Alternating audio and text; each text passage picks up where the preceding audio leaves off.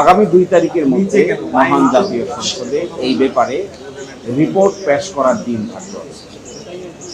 এই প্রেক্ষিতে কয়েকটি বিষয় নিয়ে যেগুলো জাতীয় গুরুত্ব আছে এই কয়েকটি বিষয় নিয়ে আমরা আপনাদের সঙ্গে কথা বলবো। সবগুলি অধ্যাদেশ আপনাদের সঙ্গে আলোচনার বিষয়বস্তু নয়। তার মধ্যে প্রথমটা হলো গণভোট অধ্যাদেশ। আপনারা দেখবেন যে গণভোট অধ্যাদেশকে ইনফ্যাকচুয়াস হিসেবে ল্যাপস করার প্রস্তাব করা হয়েছে, অর্থাৎ গণভোট অধ্যাদেশের আর কোনো কার্যকারিতা নাই, সেই জন্য এটি অটোমেটিক বাতিল হয়ে যাবে মর্মে গতকালকে মতামত প্রকাশ করা হয়েছে। আমরা মনে করি এই ধারণাটি সঠিক না। গণভোট অধ্যাদেশের সঙ্গে জুলাই সনদ বাস্তবায়ন আদেশের ধারা 6 এবং বাংলাদেশের নির্বাচন কমিশন কর্তৃক ঘোষিত নির্বাচনের তফসিল ওতপ্রোতভাবে জড়িত, এবং নির্বাচনের তফসিল তার সাথে জুলাই সনদ বাস্তবায়ন আদেশের ধারা 6 এবং গণভোট অধ্যাদেশের শিডিউলে উল্লেখিত 30টি ঐকমত্যের বিষয়, এইগুলো এতভাবে ইন্টারলিঙ্কড, একটাকে যদি আরেকটা থেকে আলাদা করা হয় তাহলে আরেকটা অটোমেটিক মৃত্যুবরণ করবে।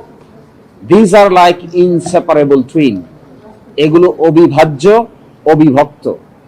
এই 3টি আইন, বিশেষ করে 2টি আইন, গণভোট অধ্যাদেশ, তার সঙ্গে আছে জুলাই সনদ বাস্তবায়ন আদেশ, এবং একই সাথে আছে গণভোট অধ্যাদেশের শিডিউল এবং হাইকোর্টে যে রিট পিটিশনটি পেন্ডিং আছে তার রুল, একই সাথে নির্বাচন কমিশন কর্তৃক ঘোষিত নির্বাচনের তফসিল, এগুলো ইনসেপারেবল, এন্টেঙ্গেলড, একটা থেকে আরেকটাকে সরিয়ে মৃত্যুবরণ করানোর কোনো সুযোগ আছে বলে আমরা মনে করি না। যা কিছু হবে এ সব কিছুর একসাথে হবে। যে সিদ্ধান্তই নিতে হবে, এই সিদ্ধান্ত নিতে হবে সবগুলোকে একসাথে করে। 6 ধারায় বলা আছে যে গণভোট অধ্যাদেশ গণভোট সংগঠনের লক্ষ্যে, নির্বাচন কমিশন কর্তৃক গণভোট সংগঠনের লক্ষ্যে একটা আইন প্রণয়ন করতে হবে। জুলাই সনদ বাস্তবায়ন আদেশের ধারা 6, সেখানেই সেই আলোকেই একটি গণভোট অধ্যাদেশ জারি করা হয়েছে। এখন যদি গণভোট অধ্যাদেশকে আপনি সেপারেট করে কিল করে দেন, নাই করে দেন, তাহলে it will effect directly July সনদ বাস্তবায়ন আদেশ ধারা 6, তার প্রিএম্বল এবং গণভোট অধ্যাদেশের শিডিউল। গণভোট অধ্যাদেশের শিডিউলটা যদি আপনারা দেখেন, এখানে জাতীয় ঐকমত্য কমিশনে একমত পোষণ করা 30টি বিষয়ে লিস্ট দেওয়া আছে। এই 30টি বিষয় আবার গণভোট হয়েছে যে 4টি প্রশ্নে, তার মধ্যে একটি প্রশ্নের অন্তর্ভুক্তি আছে। এখন যদি এটাকে বাদ করেন তাহলে আপনাকে জুলাই সনদ বাস্তবায়ন আদেশ নিয়েও প্রশ্ন উত্থাপিত হবে, একই সাথে জুলাই সনদ নিয়েও প্রশ্ন উত্থাপিত হবে। ফলে আমরা মনে করি দিস ইজ অ্যান অ্যাবর্টেড স্টেপ, এটা নেওয়া উচিত নয়। যা কিছু হওয়া উচিত, এই অধ্যাদেশকে পাশ করা উচিত, আর ভাগ্য নির্ধারণ করা উচিত জুলাই সনদ বাস্তবায়ন আদেশ, গণভোট অধ্যাদেশ, তারপরে হবে গণভোট অ্যাক্ট, তার সঙ্গে নির্বাচন কমিশন কর্তৃক ঘোষিত নির্বাচনের শিডিউল, সবকিছুর একসাথে সমাধান করতে হবে, অন্যথায় এটি কার্যকর হবে না।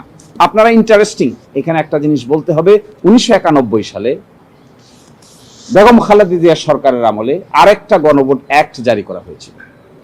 যেই অ্যাক্টটা বাংলাদেশ সংবিধান থেকে 15 সংশোধনীর মাধ্যমে যখন গণভোটকে বিলুপ্ত করে দেওয়া হয়, তখনও গণভোট অ্যাক্ট নামে একটা অ্যাক্ট কার্যকর ছিল। সংবিধানের আলোকে 142 অনুচ্ছেদে যে গণভোটের বিধান আছে, এটাকে কার্যকর করার জন্যই মূলত গণভোট অ্যাক্ট নামে একটা অ্যাক্ট পাস করা হয়েছিল। কিন্তু আপনারা দেখবেন 15 সংশোধনী দীর্ঘদিন কার্যকর ছিল, যেখানে গণভোটের কোনো বিধান ছিল না।